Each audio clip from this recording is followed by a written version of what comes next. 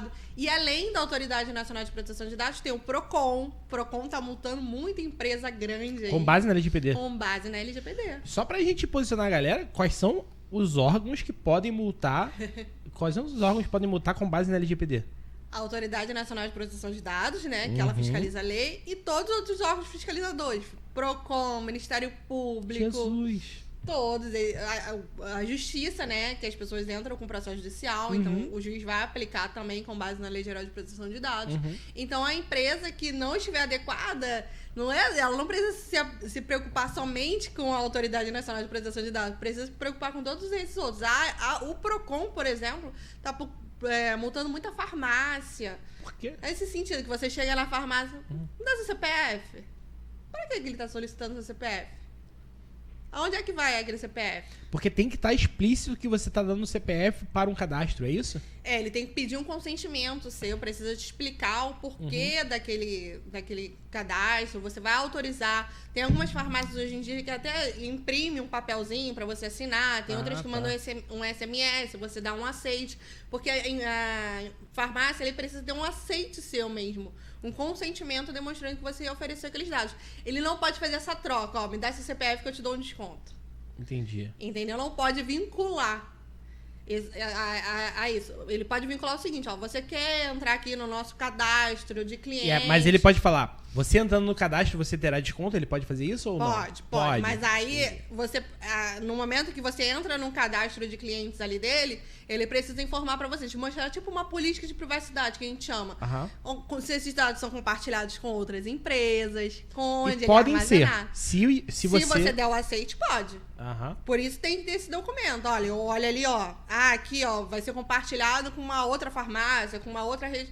Se eu aceitar, tudo bem, não tem problema nenhum. O que a empresa não pode vincular esse desconto com o seu CPF, pegar seu CPF e sair distribuindo. Entendi. A lei, salvo engano, ela começa em vigor em 2019 ou 2017? Não, 2020. 2020, perdão, mas ela é aprovada... Em 2018. Ela foi aprovada em 2018. Porque o que acontece? A lei ela foi criada por causa de uma demanda externa, né, da Europa. Na Europa foi criada a GDPR, que é a Lei Geral de Proteção de Dados Europeia, em 2016. E o Brasil, a Europa falou, se você quiser continuar tendo comércio com a gente, você tem que criar a sua Lei Geral de Proteção de Dados. Caraca. Então, o presidente na época, acho que era até o Temer, né, pegou a GDPR da Europa, fez um copia e cola, trouxe pro Brasil. Cara, você tá trazendo uma informação muito top, porque eu trabalhei no Legislativo, né? Trabalhei na LERJ, e assim, muita lei era proposta da seguinte forma. Aconteceu um problema com o deputado, e o deputado, isso não pode mais acontecer, e batia na mesa e falava, vamos escrever uma lei, chamava o especialista, ou chamava alguém da especialista em fazer leis, né? E aí ele escrevia o projeto de lei, e o cara ia e propunha aquela lei, né? Aquele projeto de lei, na verdade. Aí corria todo o trâmite legislativo, aprovação, comissões, aprovação, plenário, etc. E show.